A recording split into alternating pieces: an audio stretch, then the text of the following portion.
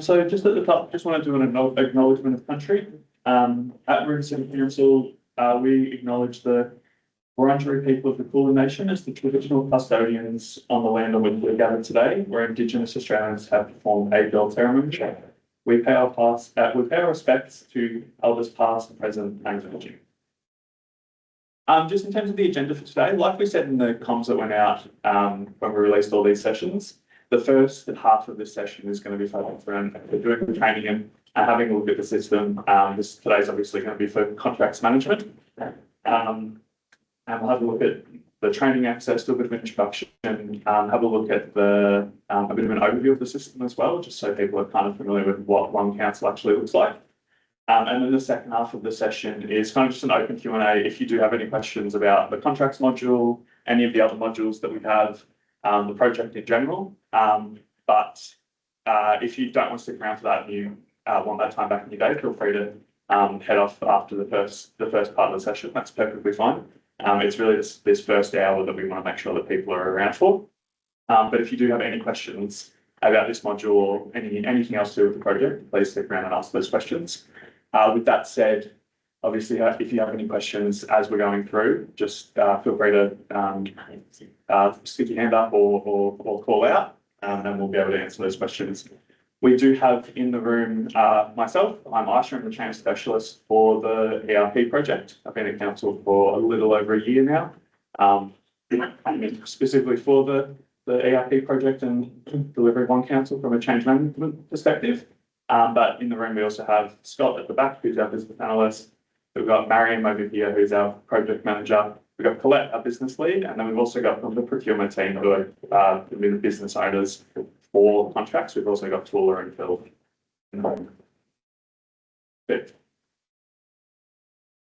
So in terms of session outcomes, pretty basic stuff. It's really just knowing where we can access the training that is going to be available, and having a bit of an overview of OneCouncil and an overview of the contracts module in terms of demonstration and the key things you need to know about contracts moving forward. From a training availability perspective, so obviously we've got this session as a in-person face-to-face training, but we've also got on our SmartNet page on the OneCouncil, if you just search OneCouncil on SmartNet, you'll come up with our OneCouncil training and resources page, which will have some user guides, instructional videos, which is just kind of like a screen share with step-by-step instructions on how to do everything you'll be seeing today, as well as for all the other modules. As well as we'll be posting these sessions onto that SmartNet page as well. So there's going to be a few different ways to learn.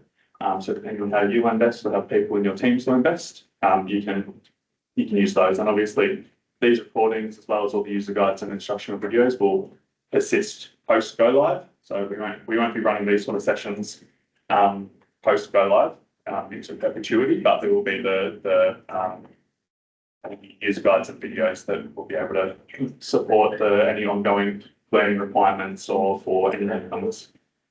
So I might just quickly show you where you can find those, just so everyone's clear. So just on SmartNet, you can apply with OneCouncil.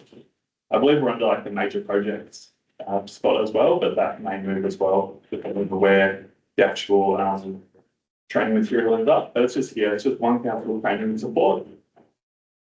So, like I said, there's a little bit of a spiel about what the page is about. If you do want to contact us at all, obviously you can contact any one of us in the room with any questions, or you can also email ERP@Maroondah and that will come to the project team. We've got the in-person training sessions, just the calendar, which has been sent out anyway, and obviously everyone got that, so that's how you're here today. And then under the training resources, here's where we have all of our user guides and instructional videos. And there'll be a few more things that get added to here, but this will be the core of it in terms of what is being provided. So under contract management, you can see we've got user guide and a video for each process, which will be contract claims and contract variations.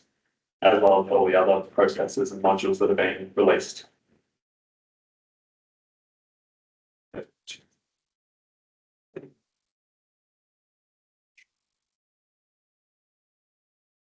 And just a note too that at the end of this session, we'll be sending out all this information. So we'll send out this pack and any other bit of information that you might need after the session. So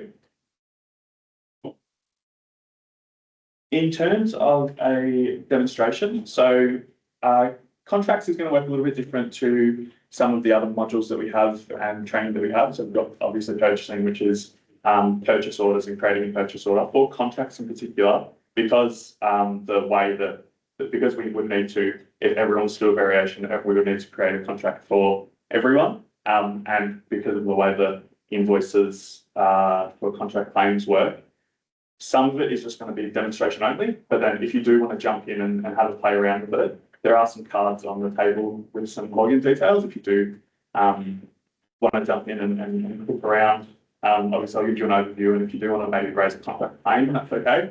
But in terms of the variations and some of the other stuff, then that will be demonstration only. But I'll let you know what is demonstration only and what isn't. But if you do want to jump in, there should just be a quick URL that you type in at the top of those cards, and then there should be a username and password. Just a note there though, the username does say user, say 22, and then it's got a little like an arrow bracket, and then the email address. You do have to type that whole thing in just because it's a generic account.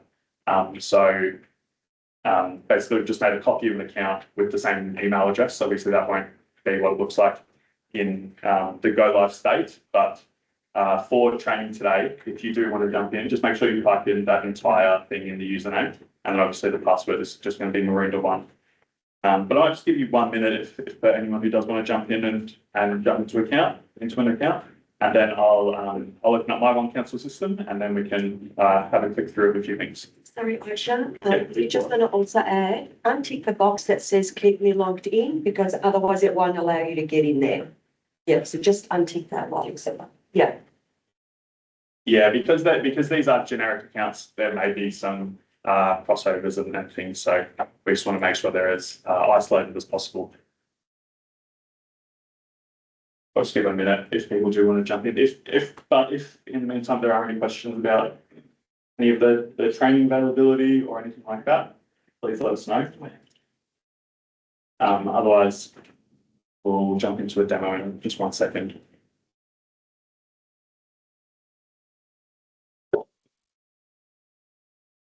So it's logged me into the previous session that we did. Is that still relevant? Yeah, that's fine. That's fine. Yeah. So if you were at the one of the purchasing sessions that we've had previously, you might already just still be logged in. That's perfectly fine.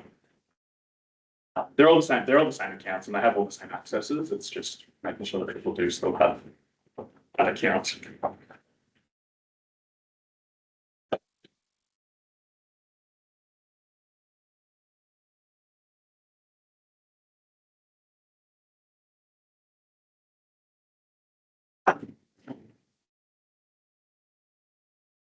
And if you have any problems, just stick your hand up and we'll come around and help you out if you have any problems logging in or anything like that.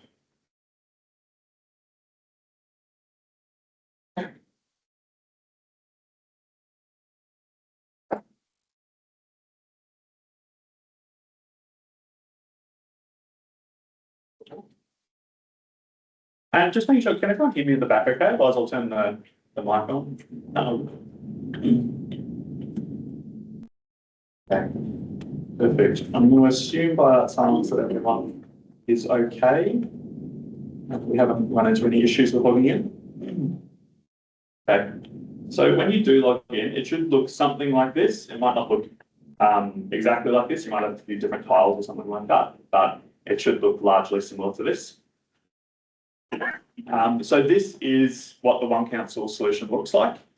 So it is a web-based or browser-based system. It's an ERP system, which is Enterprise Resource Planning, which basically just means that you can, there are multiple functions within the one system. So while we're getting rid of contracts 8, so contracts 8 will be a legacy system, getting rid of Computron and a couple of other things, they'll all sit within this one system. So it might be worth mentioning just before we get into the demonstration as well, though. So in terms of everything that's coming over for contracts management, all contracts will come over from contracts 8 into OneCouncil, along with any of the details and variations of things that are attached to those contracts. So all the data for contracts is coming over, so you won't need to input any new, you won't need to request new contracts or anything like that. So that'll all come over, and anyone who currently has access to contracts 8, that access will basically just be pushed through into OneCouncil. So if you currently have access to contracts 8 and whatever contracts you do have access to, the same access will be replicated. But with that said, if there is anyone within your teams who doesn't currently have access, who needs access, or who has access that doesn't need access in the future, just let us know and we'll be able to work with that as well. Are the payment claims and the variations for the existing contracts going to get auto signed as part of that transition by the rep and the super? So do you mean the existing, the ones that the claims that have already been approved and everything pushed through? Scott, I might just push that one to you. If the contract was set up like to have some more option like a 3-year plus 1 year option, that will be extended by another year after the initial date. Otherwise, the contract renewal will be issued within the year. Depends. Yeah, no, I get that bit, but for non-annual supply contracts, which that's a few around, but actual fixed term contracts that don't replicate. So normally that would be as a variety of the micro model. We normally have variations signed by the super and the rep as part of that process. At the moment, we're doing that on paper. So we're getting paper variations signed. All those. There's an expectation as part of this that we'll digitise that. So certainly I know the directors will looking forward to that because they hate paper stuff. I'm just wondering for those contracts where we're halfway through, 10th way through or whatever, those existing variations, are they going to be marked in the system as signed by the rep and super as part of that transition, or are we going to have to do that? We will run the same process but digitized. Yeah. We need to send information to the super or I think it'll go to the rep first. yes, the rep first. And then after it got approved, then it will get back to you to interview the variation. Okay. So The process is the same but digitized. So hopefully, yeah, so the contracts will come through in their current state, so with the variations. But the actual, like the variation certificate, like the written signed, like scanned document, are we pushing through the actual scanned documents?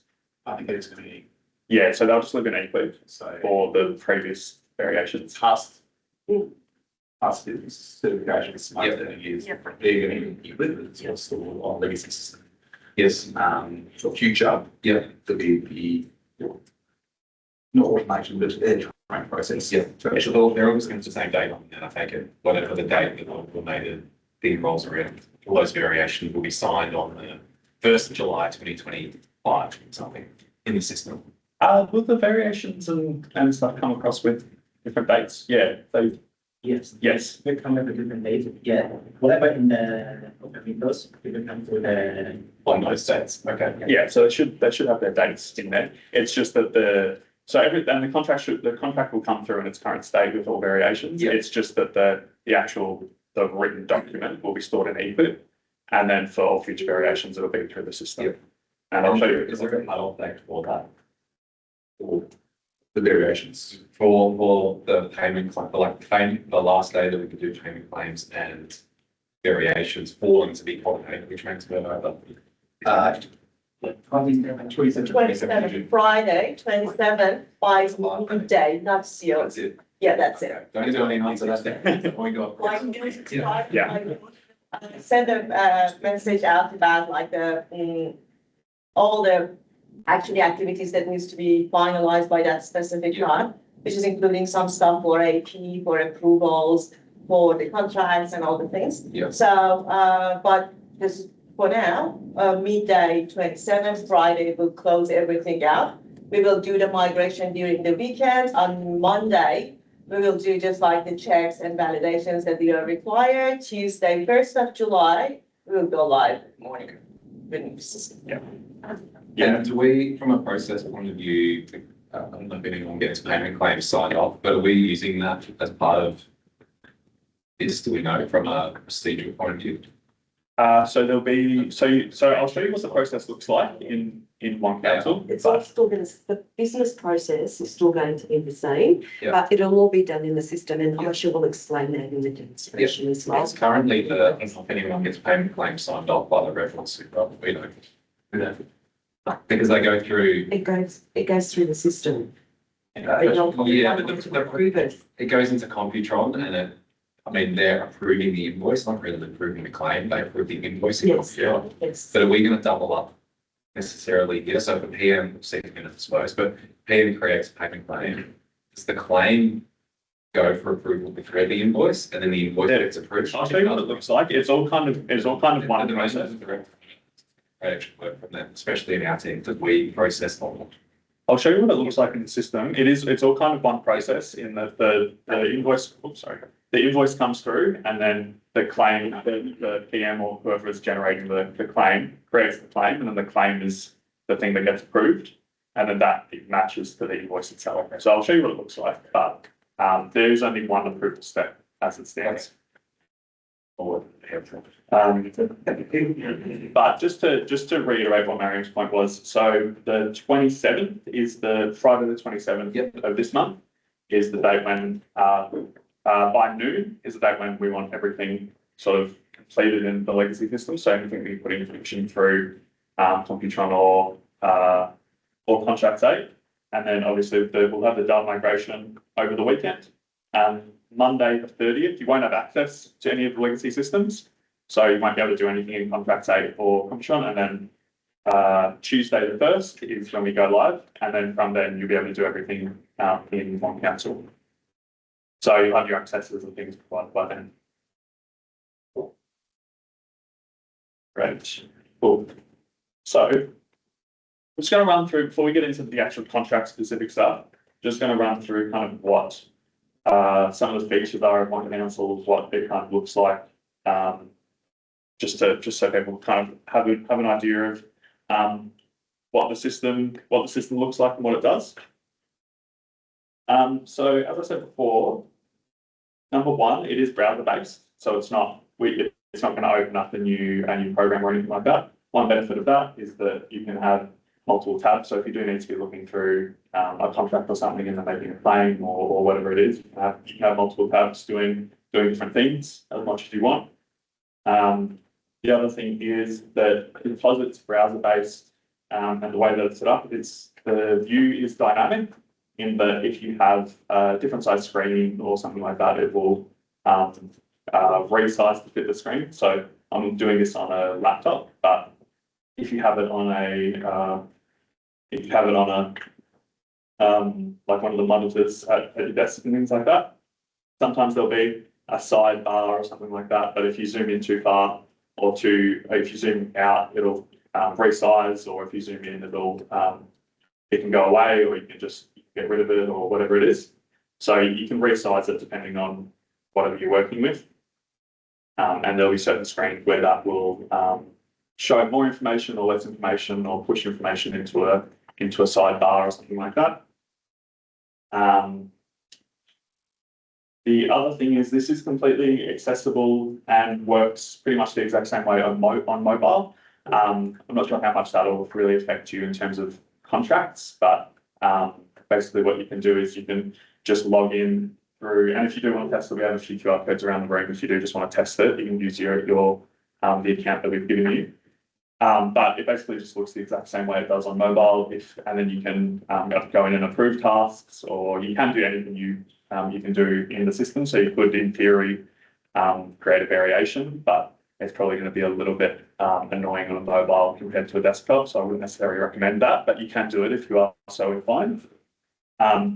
But it might be useful for things like just approving a task on the go or something like that, or if you need to just upload a receipt for something like that. So from this homepage, so you'll have a few different tabs. So you'll have the homepage, which holds some of your key tiles, and you can add some new tiles to this as well. If you, for example, want to have a look at your contracts a lot, you can click down into this little three dots, this little ellipsis, and you can add that to your homepage. So if you want to do that, you can just add it to home, and then it will just appear here. You can also on each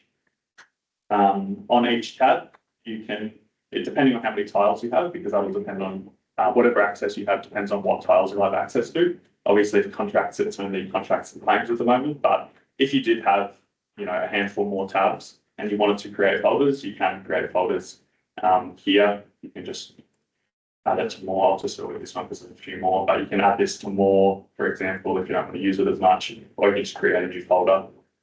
Just if you want to reorganize your thing a little bit better, but it's probably not going to be necessarily as relevant for users doing contracts in particular, because you're only really going to have access to the contract style and claim style. So there's not too much that you need to be organising. As well, you've got your My Tasks, which is probably going to be a really key thing, especially if you're doing any approvals or anything like that. So anything that gets sent to you within the system, you will receive an email, and then it will appear in My Tasks. And that's going to be anything that you need to approve, or that there's an action pending on you. Or if you've left something in draft, it's going to remind you, send you an email, and then it'll all appear in My Tasks here. So right now I've started filling out a form that I haven't finished. So it's just reminding me to go in and do that. You can always open everything from here. So I've got this form here that I can jump in and fill out, or you can always submit things from here. It'll have all the actions like approving and things like that. So if you do have like a purchase order you need to approve or something like that, it'll come in here and you can have a look at all the details. But I'll show you a little bit more about what that looks like when we get to claims and approving claims. We also have the, up at the top, we've got this help function, which depending on what page you're on, that will open up some e-learning or just some helpful information about whatever page it is. So if you are, for example, on the contracts page and you've opened up the contracts, you can just click help up here and it'll come up with any contract management information that it might have. This is linked to the Technology One University, which is Technology One is the provider of OneCouncil. So this links to all their information, and they have a few short videos on how to manage the contracts module. Noting that this is generic in nature, this content, so it's not necessarily specific to the configuration that we have requested.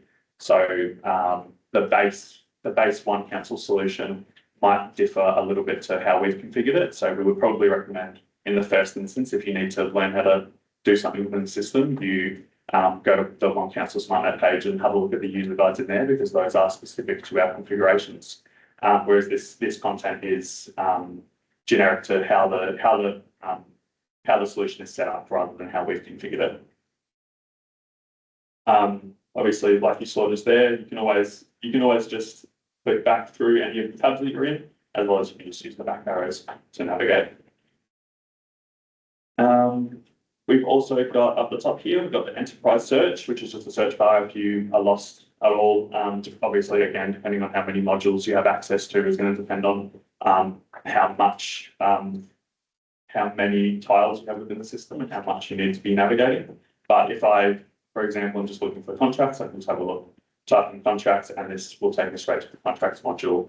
Or if I click down here, the role, these tabs at the top, so I can just go to the contracts tab there.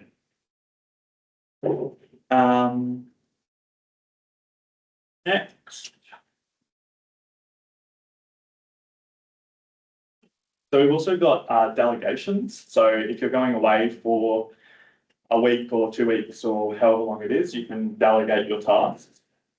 So the way to do that is it's pretty simple within OneCouncil. So you can just go up to your kind of account access page up here.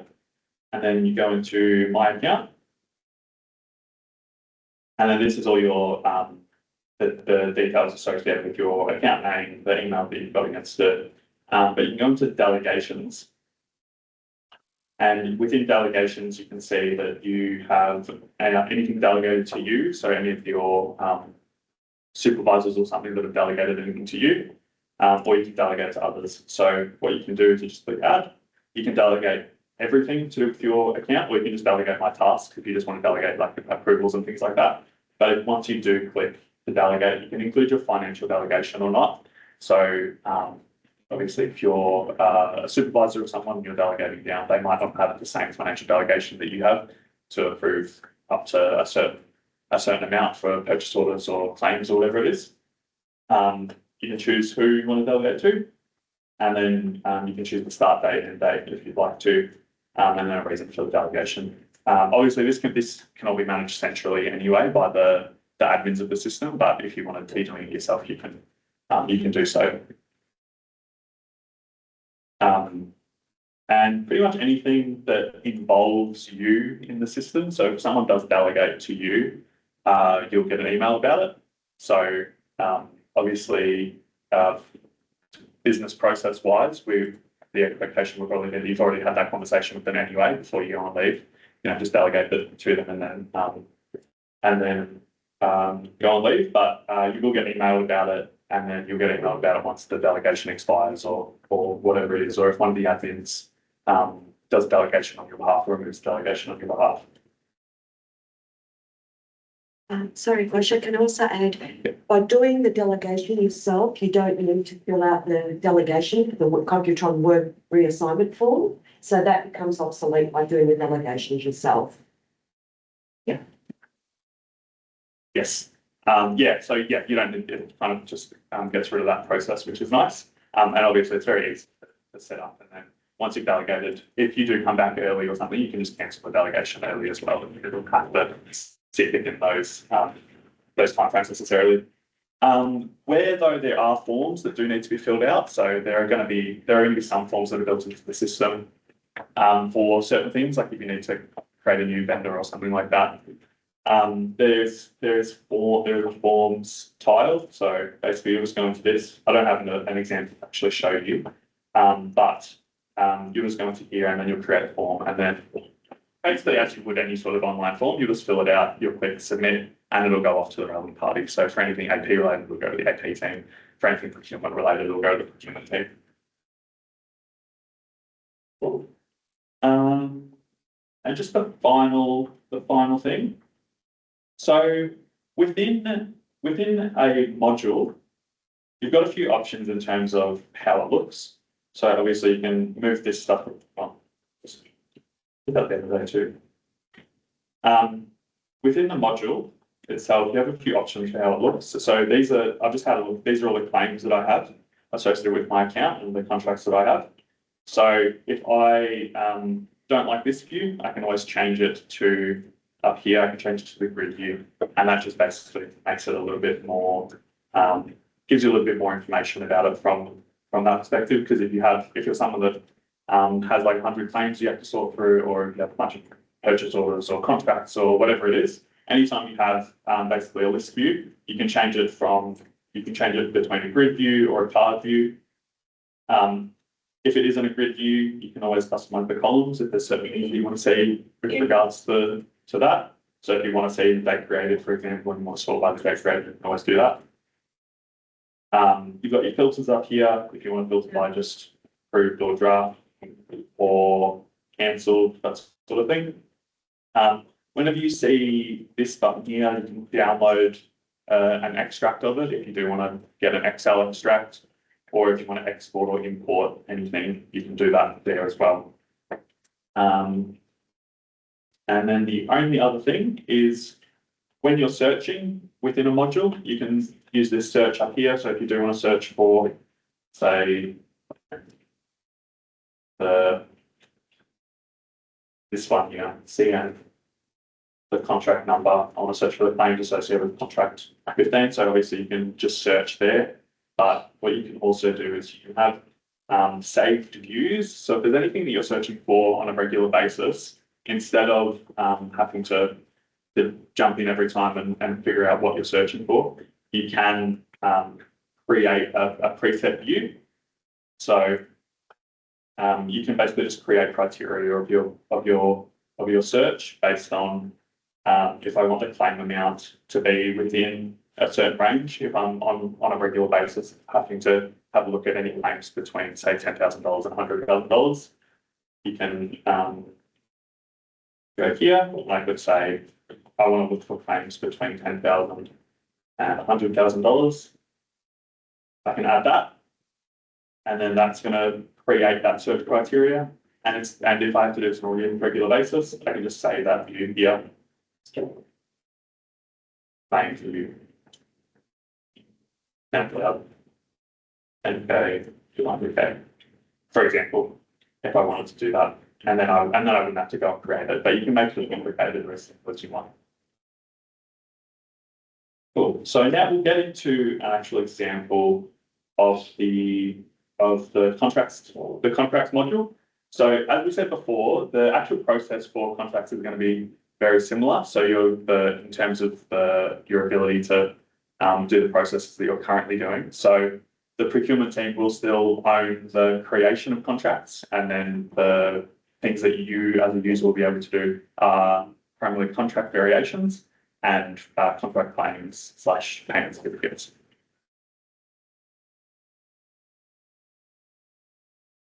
So this part is just going to be demonstration only. I'm just going to do a contract variation and show you what that looks like. As I said before, obviously, if we've got 40 people doing a contract variation, there would have to be 40 contracts against generic accounts, which would be a lot to set up and test. So we decided it's probably going to be the better way to do it. So I can open up my contracts here. So I'm just going to find the contract that I want to create a variation against. Again, you will only have access to the contracts associated with your account, whichever contracts you have access to now. So obviously I've marked these two as do not use, so I'm not going to use those. So we have this contract for training. It gives you a little bit of an overview here of the contract information. But if I want to do something with it, I just click view, and that will open it up. So this is, I might just zoom in a little bit so we can see, but this is kind of what that contract looks like within OneCouncil. We've got all of our tabs on the side here. So these are the parties associated with the contracts. This is for DBS construction. We've got dates here. So contract dates in terms of like if it's when it's due for completion, if I've got any reviews associated with it, when it started, that sort of thing. My sureties, if I've got sureties associated, which this one doesn't, it's just the test one. We've got our services schedules. If we have whatever our service schedules are associated with it, any reviews associated with the contracts, if we're doing reviews on the contractors, contract activity will be, this will show us how much is against the contract, as well as if we, I'll show you once we create a claim, but once we create a claim against this contract, it'll say, so I'll show you that in a bit.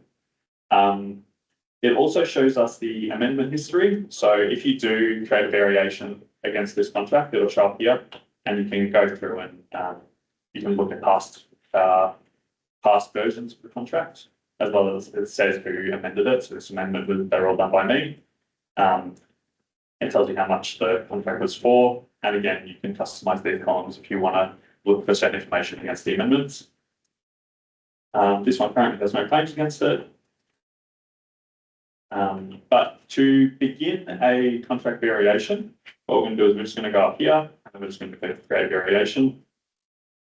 And that will open up the variation screen. So I'm just going to, because this is just a sample one, I'm just going to call this variation 2, or 1, sorry. You can input a reason for variation. So this one is just going to be a change in specifications or scope of the contract. You can put in a reference ID if you have a reference ID from another document or something like that, because then you can, if you need to then go back and search against it later, you can. So the description is just going to be variation of I'll change the service schedule amount. And I'll add a date. And you can add more information if you want to add it. And so then you click save, and that will create the draft variations. That'll put the contract in kind of the draft state until you've submitted the variation. So what I'm going to do is I'm just going to find the thing that I wanted to change. So number one, I want to add a new date for the contract, for example. I want to add in a date for a contract review.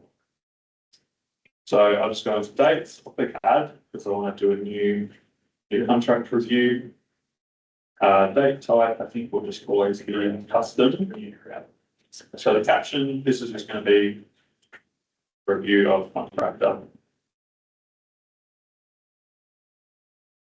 So the date, I'm just going to say in a year's time, I want to review the contractor. So it's the 10th now. So in 1 year, I want to review it. You can make it recurring if you want to do whatever the date is. You want to make it a weekly thing, a monthly thing, a yearly thing, whatever it is. And you can also automatically make it start the contract review on that date as well. So I'm just going to say it's going to start the contract review and it's going to create a contract and performance review. And that's what I want to do on that date. So I'll just click save and that will create the new date.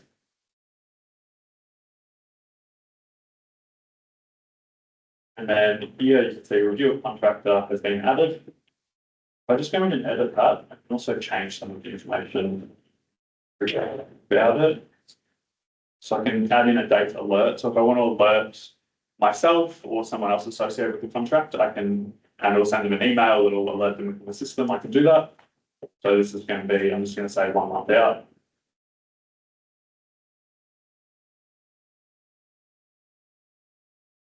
So I can also say who it's going to alert. So if I want to alert the contract owner, I can, the superintendent, project manager, or I can just pick someone who I want to alert for it. So I can just input a random user. For this one, I'm just going to say the contract owner, because that's me. Alert unit. I want it to be 1 month out, so I'm going to just click month. And then I'm just going to click save. And you can send the alert if the contract is complete, but I'm not going to do that. So then I'm just going to save that.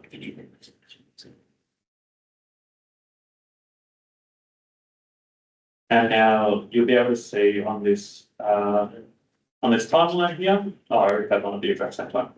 But you can see here there is the dates. You can see here between June next year and between May next year or in June next year, I've got 2 contract reviews in here. Obviously one was already created against the contract, but this is the one that I just created for review of contractor, and you can see it there as well as it's account here. That is if I wanted to create a new date against the contract, you can do it for anything. You can do a whatever you might want to be doing. The other thing that I want to do for this variation is I want to increase the service schedule amount. So within OneCouncil, you can have multiple service schedules if that is applicable to the contracts that you have. I think generally at council, it's just the one service schedule and then the one item against that schedule. But if needed, you can have multiple. So for this one, it's currently 22 million. I'm just going to increase it, say by 1 million. So I jumped into the service schedule and I've got this schedule item.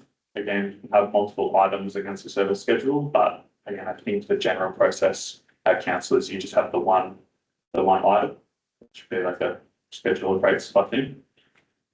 So I'm just going to edit that. I just want to increase the amount to say 23 million. You can have it unit based if your contracts, if you want it to be like if the contract is for a certain number of items, for example. And then down here in the dissections, this is where you would put your the account associated with the cost account associated with the schedule item. Just to note that the account numbers are changing, so they are going to be a little bit different to what you're used to. We'll be releasing basically a kind of a one-to-one comparison of if you were using this account, you'll now use this account. So you'll just be able to do a lookup while you get used to the new contract numbers. But essentially, what they now look like is where you're used to activity and code. It's now it's a string of 4 numbers. It's not as complicated as it looks though. So basically the project is now is what you would expect to be the activity beforehand. The cost center is just the center that sits underneath the project. So that will be the same always. So there's only one option for each project. So that's always going to be the same. The activity is now that's just if it's an operational capital activity. And then the natural account is kind of the code that you're used to, the account code. So basically you're really only looking at project and natural account, and the other two would just be if it's a capital or operational activity, and then the cost center associated with that. With that said, obviously we are going to be providing you with the kind of one-to-one comparison. You can just look up what your old account code was and what the new one is. And you're only going to have access to the codes associated with your role. So you're not going to have it. We're removing the access now to have access to all account codes within council, unless your role requires it. So I know for some people within council, like if you need to manage contracts or purchase orders for other service areas, then you may need access more broadly outside of your own service area. But the standard access will be, unless required, you'll only have access to the account codes within your service area. So you'll only be able to raise claims or purchase orders or whatever it is against your service area. Although if it's required, you'll be able to do it. You'll be able to do so outside of your service area. Do we know what the process is to request that yet? To request it outside of, yeah. We do it before as a part of the system setup. Yeah, so we'll be having a chat with the managers and ask them to kind of help us to identify who are the people who are going to need broad access. So basically, the general process, at least at Go Live, is just going to be the standard access is you have access to your service area, and then we're identified by the managers, the project team, and whoever else gets involved. Do you mean the team or the service area? I believe it's going to be the service area to start, Colette, is that correct? The account code access? Yeah, so it'll be service area. That may change in the future depending on requirements, but for just Go Live to start, it'll be access to the service area. And then if you do need access beyond your own service area, then you'll be given access to all service areas basically. So it'll be kind of one of 2 types of access, as well as I believe the operational accounts and the capital accounts will have the same sort of restrictions. So everyone will have access by default to operational accounts. And then if required, you'll also be given access to the capital accounts. I'm just thinking, Colette, there's a lot of accounts and assets have access to that are across those areas. Yeah, so like the assets, like the maintenance accounts. But yes, but also capital. So a lot of the open space accounts are shared across even engineering as well. Also new chairs, leisure, Tim's team. We need spending as most Operational, okay. happen. So we are finalizing an approval process with Adam. Yeah.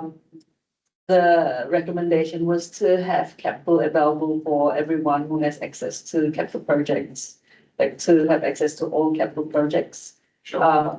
But we're still waiting for Adam to approve or Right. recommend something else. So we'll send out an email and we'll probably explain it during CV anyway. So Yeah, so for things like that, like the access in practice won't change. If you do need access to capital across all service areas or different service areas, then you will have that. And practically the access won't change. But again, since the account codes are changing, but we are going to be sending out the kind of one-to-one comparison of what account codes you should be using now while you get used to it. So the actual hierarchy for those. yeah, so You've been working through. I was just gonna say, with the capital works, aside from the project, so we have a project responsible officer, like the same that we currently have in Magic. But we've also created, so Nick has been working to create another layer called the project delivery officer. So I think there was some recommendation, so some requests from many years ago to say we need 2 layers, one for a project responsible officer. So the owner of the project, but also who's going to deliver the project. So there's gonna be two layers that's available. So Nick, in terms of the forecasting, Nick is working to create the best layout for when you guys do your forecasting, whether that means it's by project delivery or project responsible officer. So if you have any suggestion at this point, probably tap Nick a message to let them know. Yeah. Great. Thanks. So that's the account code, so you can, when the contract is set up initially, it will have a code against it, but if you need to change that, yeah, you can. There's also, if required, you can do the dissections across a number of years. So if you if you are expecting your expenditure within whichever financial year, you can have that here. So say that I'm just adding here. So I'm saying that in the financial year 2027, 28. I did too many. Not enough. So, 27, 28, then that is where I'm expecting that expenditure to occur. And then I click save. That's the details. I haven't done that correctly. So.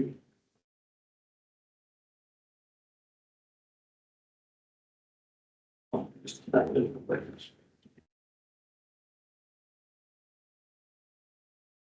No, there we go. I just haven't added that in properly. So you can, and then you can play around with when you expect the expenditure to occur. But again, you can always make another variation if required. So now I've increased the schedule item from 22 to 23 million. It says amended here. And now I can just go back to my contract. And it will say on the contract itself. So this is just a bit of an overview preview of what the contract details are. And when you're on like a desktop, it'll because it'll be a bit more zoomed out or a larger monitor than a laptop screen, you'll have this on slide 2. So just as a preview, but because I'm on a laptop, it doesn't like that the screen is a little bit small. So I've added in this review for contractor, and I've amended this. So now that I've completed what I need to for my variation, I can just submit that for approval.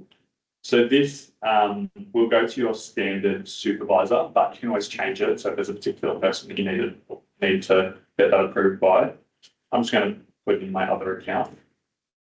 You can add any comments and just click save. And so that will send it off to whoever you put in for approval. So is that template still being worked on? So that's not a template necessarily. That's just a preview. It's not this doesn't actually go anywhere. It's just a preview, basically just a view of what the contract details are. It's not the contract itself or anything like that. So this doesn't get sent anywhere to any contractors or anything like that. Yeah, what does that look like?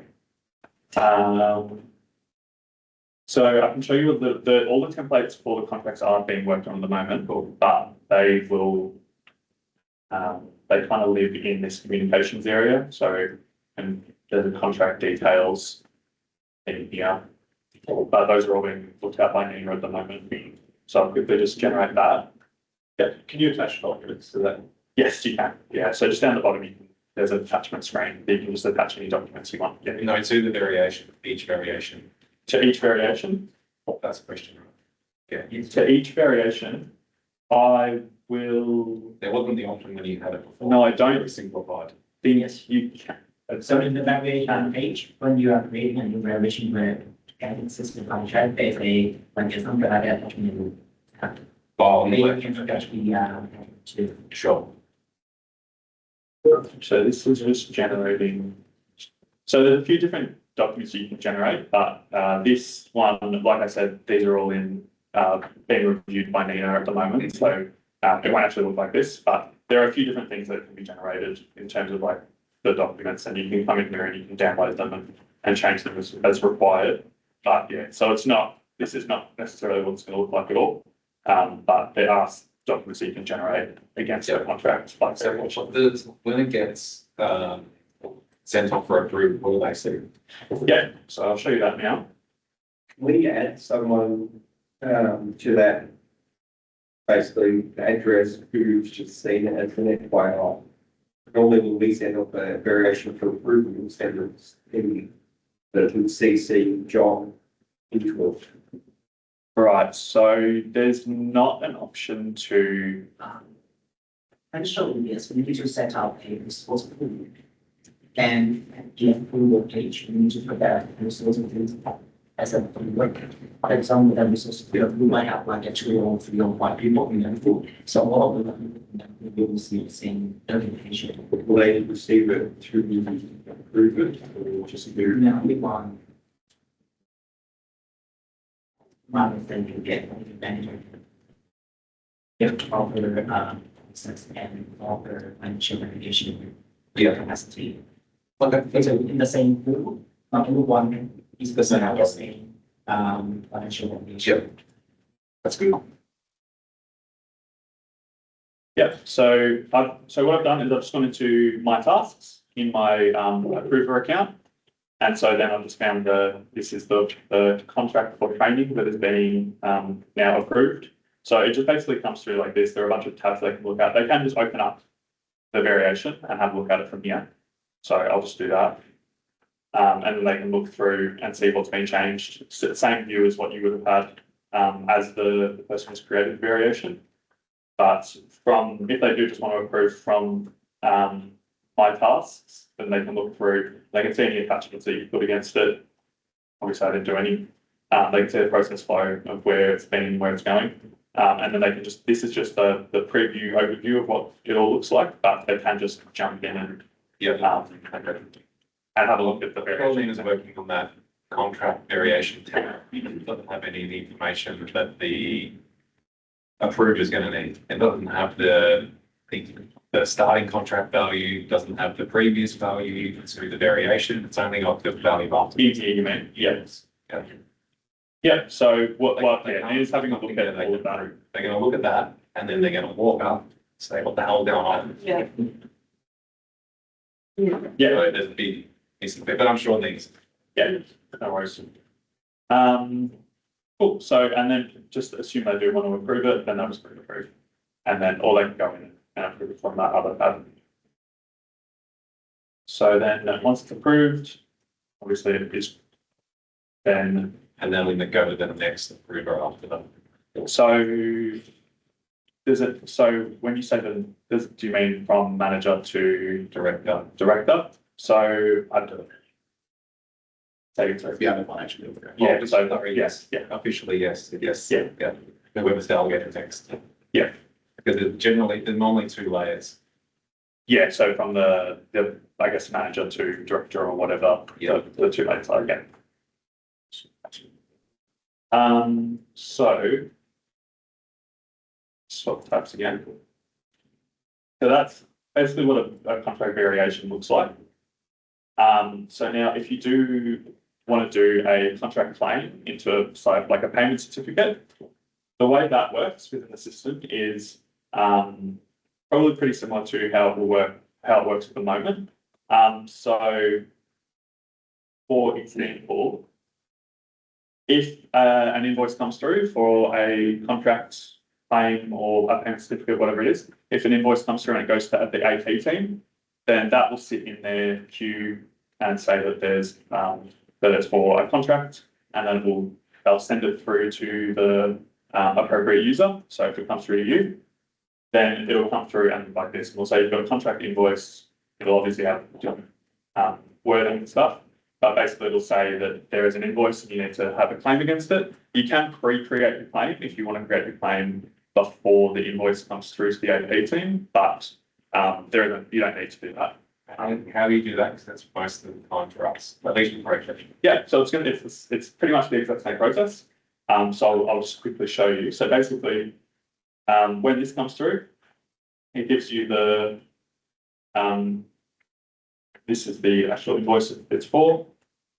And then I know that it is for just 11,000 here, but it says it'll give you all the information, it'll give you the invoice itself. And so then to actually create the process claim, you just go into contracts and you'll just go into claims. And then from here, you can just create a claim. So you go add, you'll pick the contract that's associated for.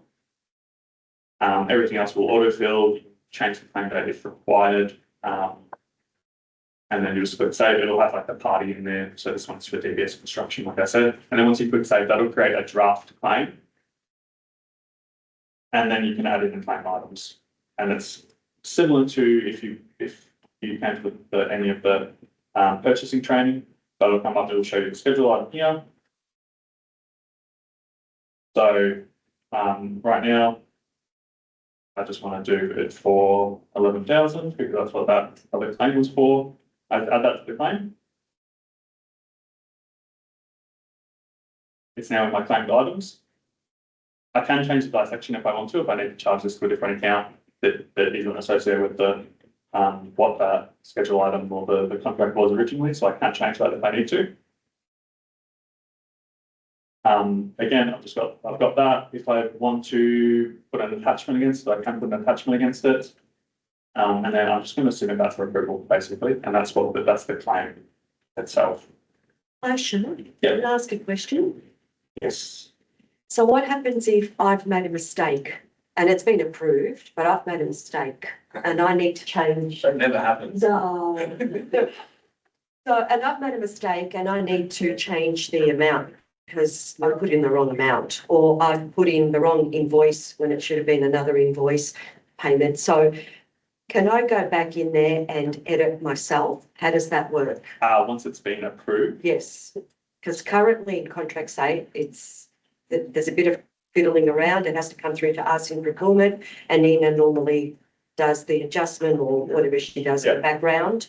So can the user, once they've made a mistake and it's been identified, can the user go in there and edit that payment amount or that claim? Can they edit that payment claim?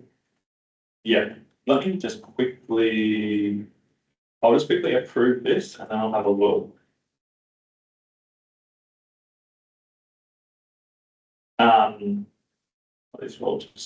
Is Nina working on those templates as well? Yes. Yeah, because there was no retention on it. No, I know. Yeah. I actually went before and then I thought, no, Nina's working on that. So I've approved that claim. It's the exact same process as what the other one was. So you want to be able to, or you're asking if you can change it. Can we please change? Like, can the user go in there? Once we've identified, oh my God, that was the wrong amount. Can the user go in there and amend the claim? And then it goes back, obviously it'll go back to the delegated approval for approval.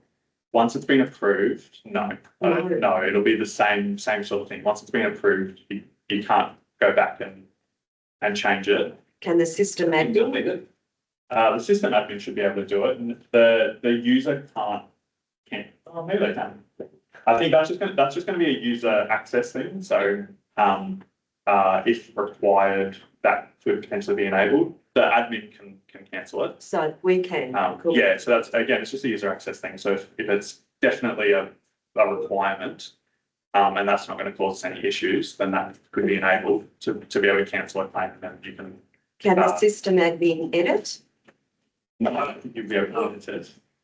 I can have we'll have a look at the system admin can do. Yeah. The user can't edit it, but the user, depending on the permissions, may be able to cancel it if that's something that we want to enable. And because once it's been matched to an invoice, technically you shouldn't really want to enable people to make amendments, like because it's matched, like it's like a purchase order.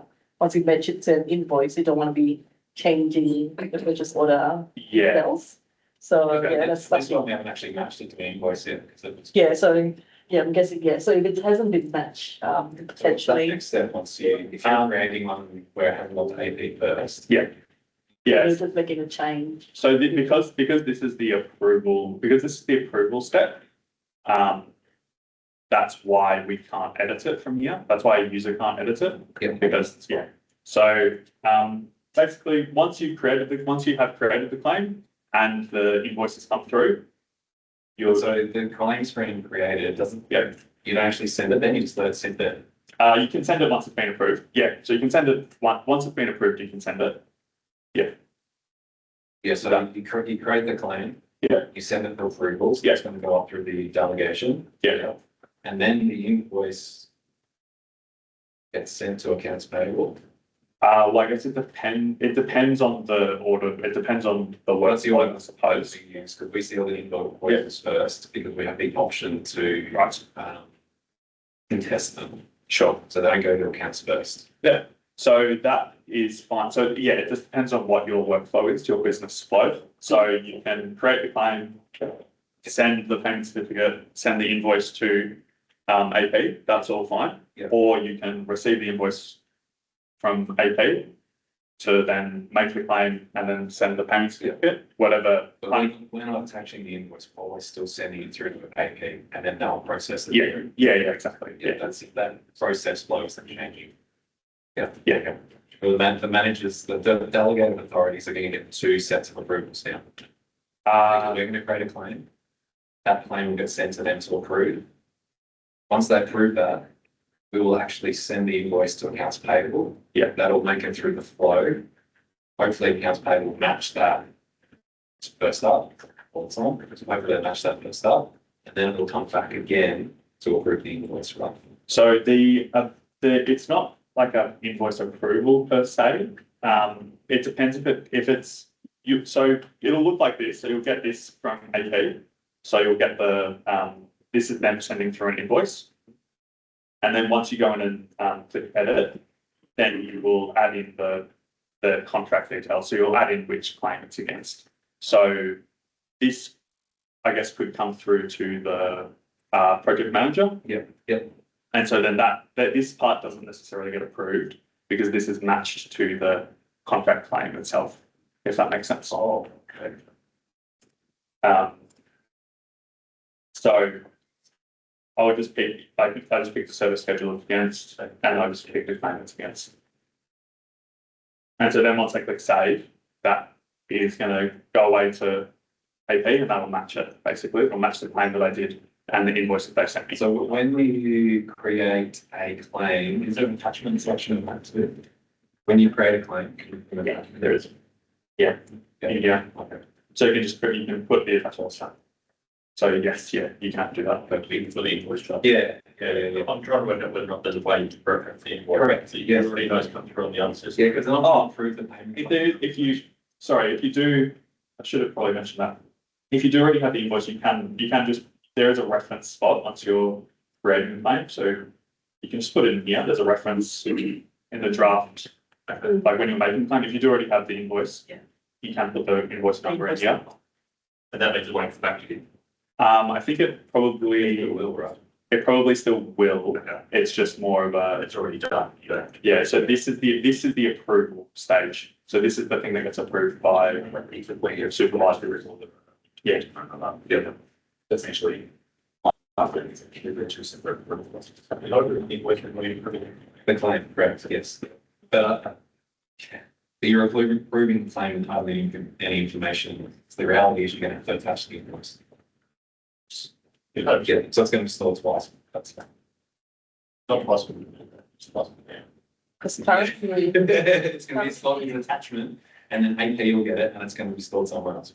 That's fine. so currently in Computron, do you get it twice anyway? Like you complete it back and then it does it? No, because we don't certify the payment claims. So you print it out, The attach everything. PDF. So we create the payment claim, Yeah. it's PDF, download the PDF, Yeah, attach that to an email with the invoice, send that to accounts payable and Computron. And then goes through the Computron flow, so we only approve once. so then it still goes back to you to approve the Computron. Yeah. Yeah, so basically it's, I think in terms of the actual approval process, it still goes through like in your payment certificate. Oh, yeah, Does it get signed? Yeah, so Okay. instead of like manually done, it's all done Yes. online. Yep. So it's still the same process, but it's got less detail. online. Yeah, so it has. A lot less detail. Yeah. So the contract, this is all it's going to have. It's going to have, there's $1 million invoice. Yeah. Manager will get it and go, what's it for? Got no idea, there's no details, because the invoice hasn't made it to AP yet. Yeah. So we'll need to attach the invoice to the claim, which is fine, just so. Yes, yeah, basically, yeah. So if you're creating the claim before all the invoice comes through, then, or to AP, then you just would need to attach it, yeah. And then the claim would go through to whoever's approving it, and then, they would be, they could see the invoice there, and say, and then approve it from there, yeah. So that would, yes, in that instance, then that would probably be the best course of action. That's okay. Here, you do that, just waiting, Waiting. for what? Answer the invoice. yeah, waiting for the invoice to come through the system and it's doing it. No, because if the invoice takes more than 24 hours, we've only then got 9 days to contest it. And the way the council works with the invoicing, especially this time of the year, if it takes 2 weeks, you've approved it, then you've gone past your 10 days. I mean, once you've already, I can't trust that. once you are happy with the general tester, you've set it up to accounts to be. Yeah, sure. Okay, so like don't process the claims first. Like the Yeah, invoice to come through. approve the invoice and it's, yeah. Yeah, so I guess that's gonna be a bit of a business rules thing, depending on how your service area or team works. Yep. I think the last thing we just keep sending the payment certificate, and you can either just click send up here, or you can just generate it in here if you want to, if you do want to send it manually. So if you click send certificate, it'll send to the email address attached to the party. But if you want to just generate it and then download it and send manually, then you can just do that in here. And then again, the payment certificate, what it actually looks like is maybe without my name and stuff, but that would be how you just set how you send the certificate. So similar to the communications I showed you earlier. Once it generates, you can go in and download it and then send it off. You're going to lock the managers in a room, the director's bill, and they can do this. Try. Yeah, the plan is to try and block all the managers in a room. From them through everything shall like today. There's a whole bunch of recruiting jobs. Yeah, they're just going to be sitting there in a big queue and they're going to go. That's contract variations and the payment certificates or / contract claims. And those are the 2 main things, as far as I know, from the people I've spoken to, that everyone needs to be doing, because the process is largely similar to what you're doing now in terms of what you're able to do and then what the procurement team manages. So those are the processes that you're able to complete within OneCouncil. Again, user access is going to define which contracts you have access to, which contracts you can make claims against, and then which accounts you can access and make payments against as well. It was probably covered up in the other session around purchase orders. But similarly to that, contracts are where we create purchase orders. Yeah, so yes. So probably the easiest way of doing it is when you do jump in and create a purchase order, or so you create a requisition, and when you create a requisition, you can just put a contract number in here. That's probably going to be the most simple way of doing it. Yep. And then the process is all the same, otherwise, for creating a purchase order, that is. Yeah. Cool. That is all the content that we had. On that, you need to know the number. There's no drop down. You can't look at all the contracts that you have access to in your service area. We can have a look at it. Right now, I get asked for it. Right now you do need the number, but there may be I think it would be more efficient Wait. when you click the drop down box, it brings up all the contract numbers. Yeah. And the name. Yeah. Yeah. Yeah, we can have a quick look, because I think there is a way to do that. We'll have to double check that. Right now it is just you have to type in the contract number, but there may be a way we can do it, but we will have to double check that if we get that down. That would be. Probably a minor thing, but the actual contract number itself is changing as well. So it's and all the numbers are changing. But yes, pretty much all the numbers are changing. But So that's why it's important to have a contract name as well, because as Yeah, for sure. soon as Yeah. it's in a contract name, we'll. For all the contracts that are coming into the system though, the old contract number is a reference. Is put in as a reference for the new contracts. So if you know the old contract name, you can still search by that. Sorry, if you know the old contract number, you can still search by that. Right. So this one obviously doesn't have an old contract number against it, but if the old contract number was like 3535, then it would still come up here. If that makes sense. If that makes sense at all. Basically, you can just search by your old contract numbers if required, and then any new ones, obviously won't have an old contract number. London Opening is working on that with the template as well. Okay. Because the actual signed contracts have a number, a legal number. Yeah. If they don't appear on the claims, Fred's challenges later if something happens. Yeah. So I'm sure we'll need to work on that. Yes. Yeah, sure.